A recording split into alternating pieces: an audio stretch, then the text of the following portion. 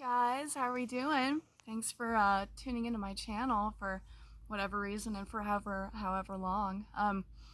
It is almost Halloween, or as pagans call it, Samhain, or in Celtic Druidic tradition, Samhain is actually pagan New Year, which is the night of October 31st, leading up into the end or the night of November 1st.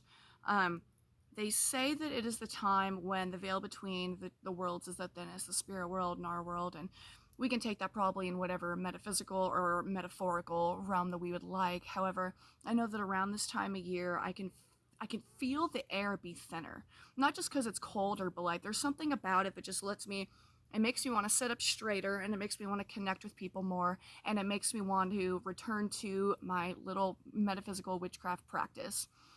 Growing up, this is like where I started. I like had a little Bible study in my elementary school when I was in like second and third grade, and I'd bring everyone outside during recess, and my teacher actually gave me this Bible that I still have, which is hilarious. It's like bright pink and it's adorable. And I'd gather all the other kids around the I don't know. We would gather around on recess, and then immediately after that, I would bring them into the bathroom and we play Bloody Mary. So that gives you any idea of who I've been in my life.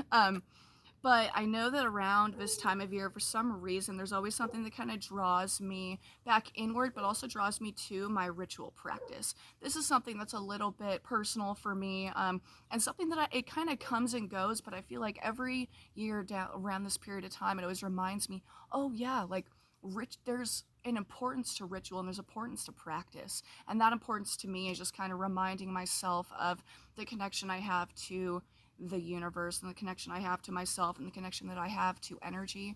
Because during the summertime, I feel like I change quite a bit. I have a far different interaction with divinity and far different interaction with spirituality. I go into the nature a lot, and I like to hike, and I like to kayak, and it's kind of this higher vibration, like outward thing. Whereas once it starts to become the winter time, the dark half of the year, and then we kind of turn inward. And I know that that's what a lot of us do. But here I haven't really practiced ritual in a long time. If anyone that watches my Instagram, they saw that I'm kind of posting a little bit about returning to it, and I keep pulling cards that are reminding me to. They say, you know what, like remember how fulfilling it was to sit down and actually cast spells. Remember how fulfilling it was to sit down and call upon the energy of the divine feminine and divine masculine and cast a circle and all these things that are, high ritual essentially.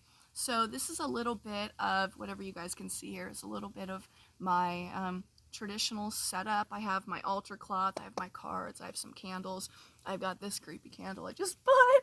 I don't want to light him right now though. I bought him, I was like, I wonder if that red is gonna bleed out his eyes, and it sure as shit does. So it's sitting out there. I got this altar cloth a really long time ago. I think it was a gift like 5 or 6 years ago. This was a gift for my 16th birthday. Look at this thing. This is a gift from my best friend at the time, Shayla.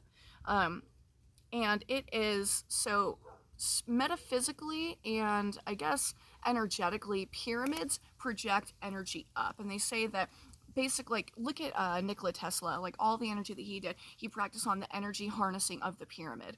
So this thing's cool. So it has the ahimsa symbol for peace on it, and it actually opens up.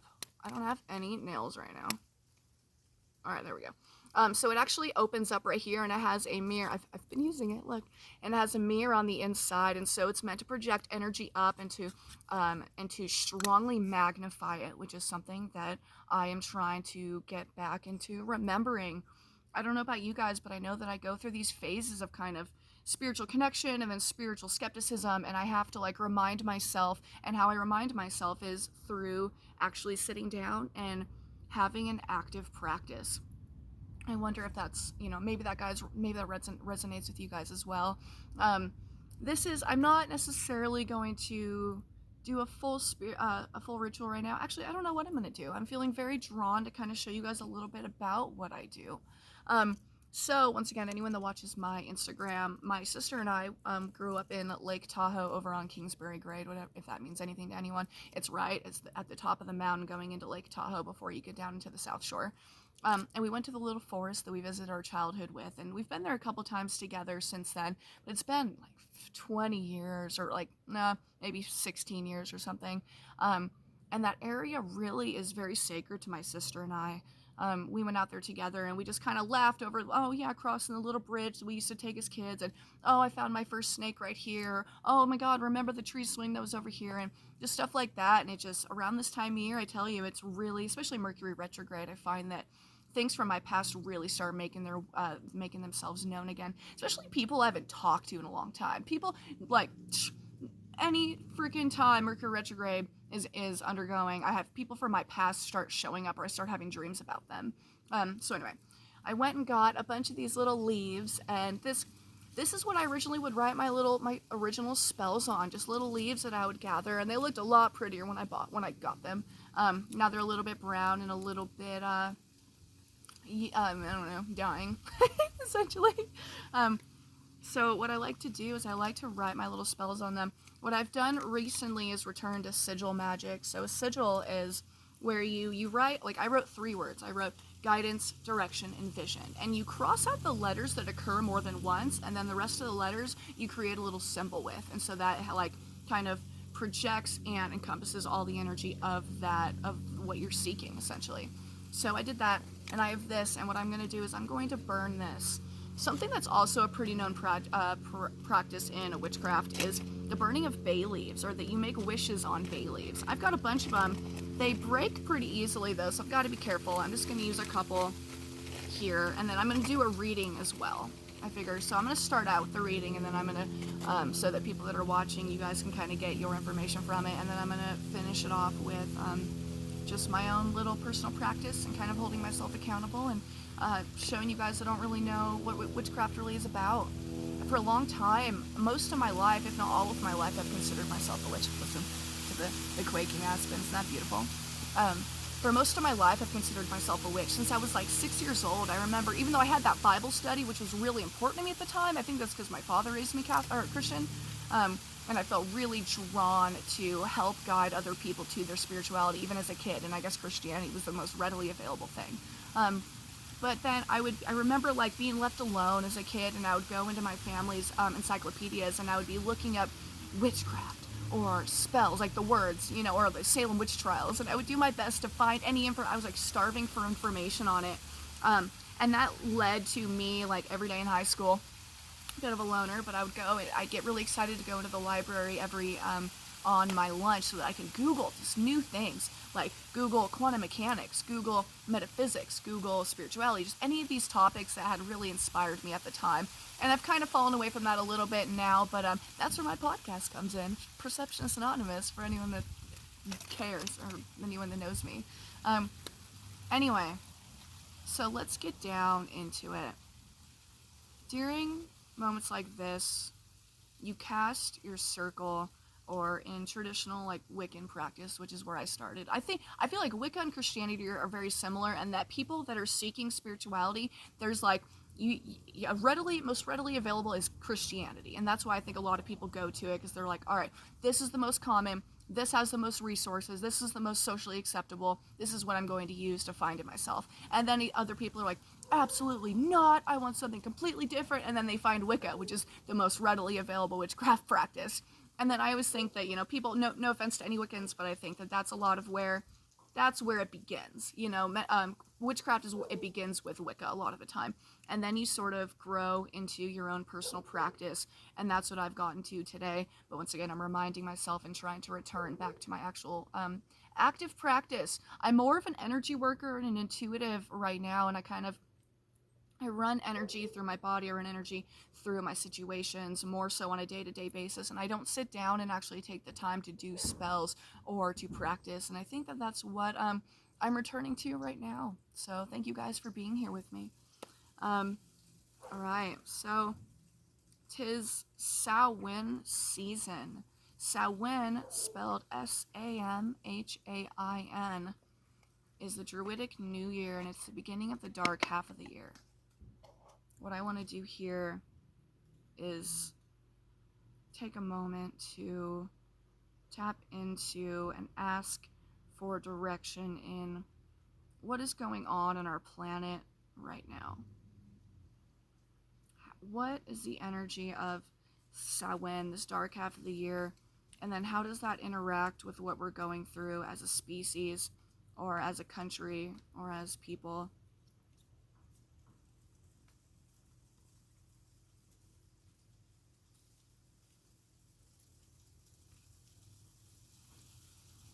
I think what I'm going to do is pull some cards for what we're doing right, what we're doing wrong, what can we do to fix these things that we're doing maybe incorrectly. Obviously, incorrectly being subjective, but for the sake of argument, for the sake of what we're doing here, incorrectly, what can we do to fix it? And then what will happen if we fix that?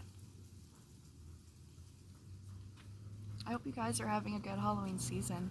I know that I'm really happy to be here. I'm really happy to be here. I'm really glad that I'm taking the time out of my day to kind of share this with you.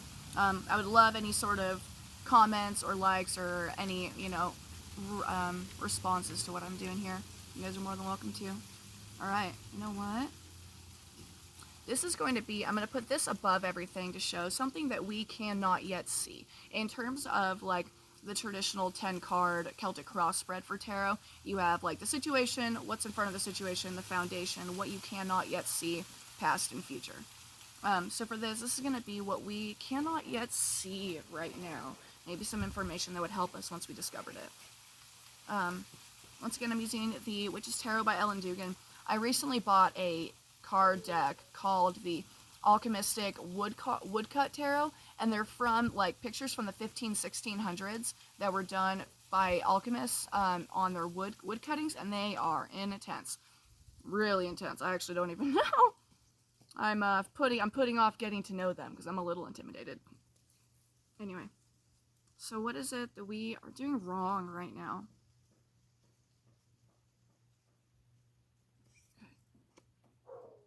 What is it that we are doing right? Whenever I do this, I can feel it, you know? It's weird. Okay. This is what we're doing right.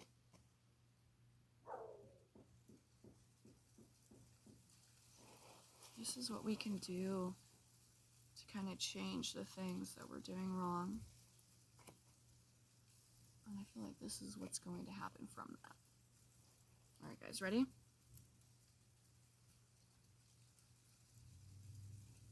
This is what we're doing wrong.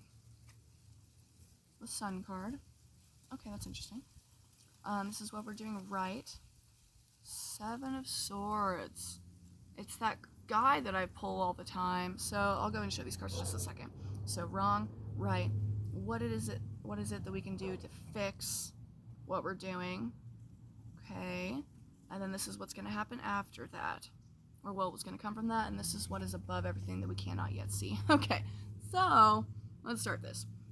So what it is that is above the situation that we cannot yet see properly is the shadow side. I think this is the devil, I think. Yeah, let me grab, my book's all the way over there. 15. This could be the tower. Anyway, so it's representative of, it's interesting because it's talking, this is the placement that is in, is it things that we cannot yet see. I hope you guys can see that, okay? And it's the shadow side. So it's the things that are in the dark and that we're not even aware that we're hiding from something right now. This card is all about that. It's about hiding from the, there's like a girl hiding over here and this boy's trying to cover his eyes. So even though he's right in front of this little this demon or of this picture of death, alright guys.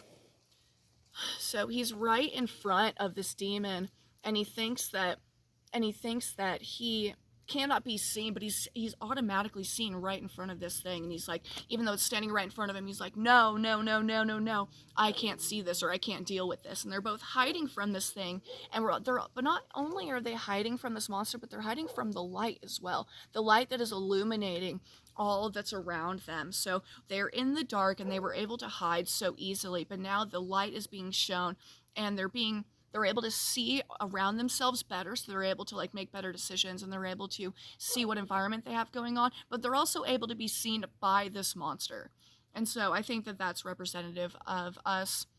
We are about to like all we you know, a lot of us spiritualists, we're talking about what's going on as a society right now, and we're being shown our shadow side, and we're doing a lot of shadow work individually on a personal level, and then shadow work as a collective. And so right now we're going through the process of having the light being shown on all the shit that we don't want to see, or all the shit that we wish that isn't there, or that we think might be there and we can't see because we're afraid of it.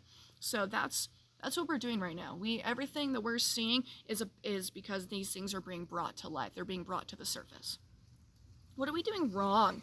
I think that means, so with the Sun card, this card is actually like the most fortuitous card in the deck, and it's this young boy, and so he has his whole life ahead of him, and he's riding on his big white steed, and the sun's shining, and the sunflowers, and he's full of optimism, and full of naivety as well. So maybe that is what we're doing, is we think that we can see everything right now. We think that everything that we're going through is out in the open, and that that we're just, all the decisions we make are based on the fact that we can see everything, and that's it, and everything is as we perceive it to be, when in reality, it's interesting that we pulled the shadow side as what we can't see, and that this is what we're doing wrong. So I think that we're thinking that we can see everything, and we're thinking that we're making our decisions based off this hopefulness and this desire for everything to be as we think it is, and it's a little naive.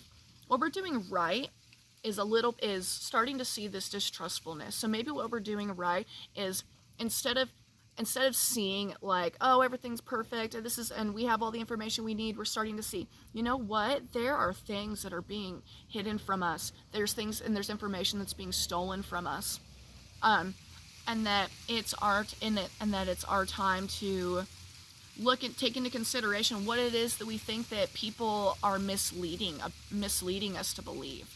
I think that's exactly what that is that we're no longer being allowed to sit in this pretend daylight or this pretend like enlightenment. We need to be really starting to question everything and question everyone. Could be politically, that's kind of my immediate thought, but it could also be just areas of our lives that we automatically assume and give away our power to. Like, it's time to start questioning those things.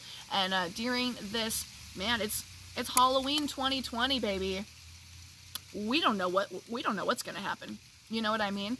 On my last episode for Perceptionist Anonymous, Emily and I talk about the dystopian fiction and V for Vendetta specifically. I don't know about you guys, but that is my favorite movie. By the end of the movie, I'm in freaking tears. It's all of the people, and they're all wearing the masks, and they take them off, and they've destroyed Parliament, and they're looking up, and it's the people from the movie that were dead already, people from the movie that were alive, people from, like, all of the main characters, and all of the symbolism is turned into all of these people, and they're all bound together, and they're holding hands, and they're looking up at something that they have created through their desire to work together.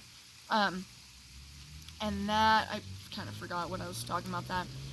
Oh yeah, no, remember the 5th of November. I am going to record the poem of that. The gunpowder plot is really interesting, and I think that I didn't realize that the 5th of November in V for Vendetta takes place in 2020, you guys. What world are we, I've been watching a lot of videos talking to people, or people talking about their, the fact that living in this reality, we're living in different realities, actually different realities. Like, look at the social dilemma. It's talking about, you're looking at your phone and you're looking at all the things that Facebook is showing you because it thinks you're going to be interested in. Whereas your best friend could be seeing something completely different. And because of that, because you're being shown completely different sets of information, you're living in different realities.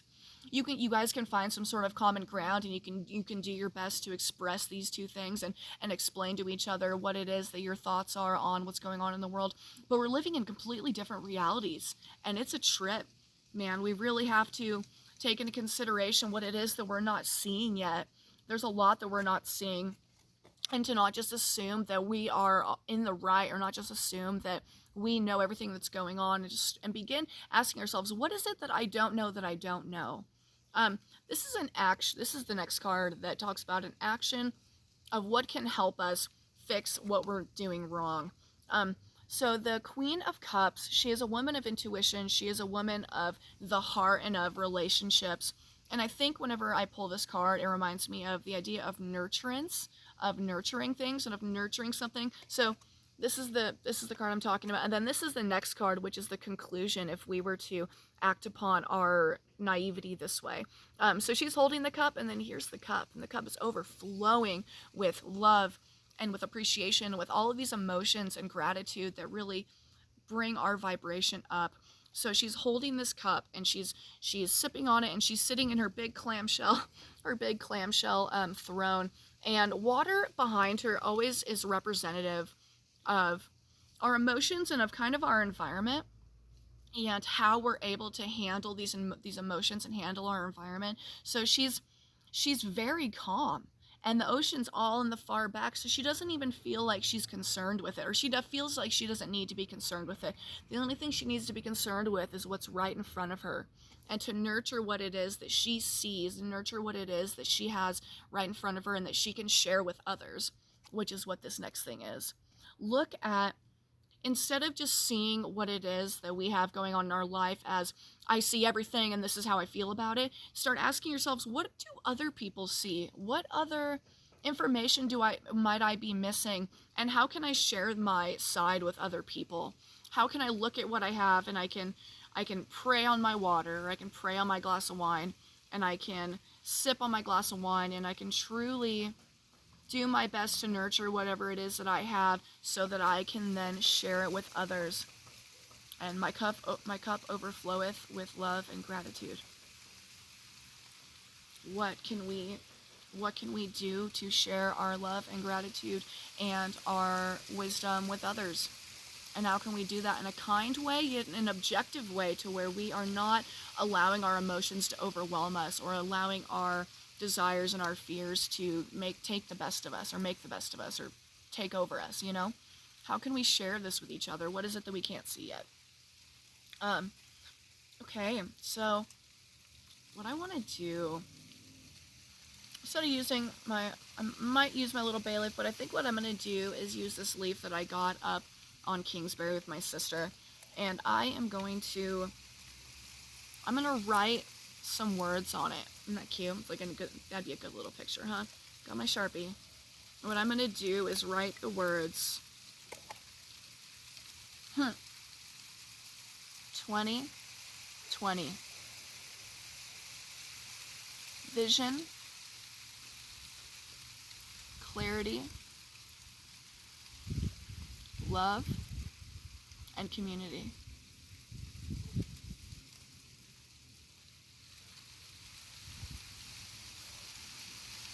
Vision, clarity, love, and community. This is what I'm dreaming of, and this is what I'm hoping for. I like the leaf thing, so like with these, I can go ahead and burn them, and I think that fire magic is really powerful, and that we're able to really, all that magic is putting ourselves into a situation where we're seeing all of our things that we're desiring to develop, or our things we're desiring to let go of, on a physical level, and we can convince our minds that we're creating change, which is what that's what it is. Like anything witchcraft is the ability to create ritual to represent the manifestation power that we have in our minds, and to convince ourselves more of the power that we have, you know? They talk about, when you first get into the craft, that what you do is you pick your idea, you pick out what it is that you're trying to manifest, and then you gather as many things of that same vibration as you can. Say you want to manifest love. You find pictures of hearts, or things that represent love to you. You find things that are pink, or colors that you loved, or just anything to like really create a bigger magnet to draw that thing to you. That's what magic is. To convince your mind, and to do as much as you can to magnetize yourself to the thing that you want to create in your life, or the thing that you want brought to you in your life. I like leaves because I'm able to just crumble them and throw them, and I can throw them in. I would love to I love to do this down at the river, and I can. Okay. As a humble, small little soul here, living in rural Nevada, I, Christy Ann Clark, ask for clarity, vision, community, and love for the rest of 2020. Not just for me, but for the rest of society and for humanity as a whole. I pray and I ask that our species be really shown what is truly going on so that we can make the best decisions. We need to see what's in front of us so that we can see where to go. I know that that might be difficult for us and that we are about to see some real heavy, dark shit, but I ask that we are given the light to see what is true from what is false.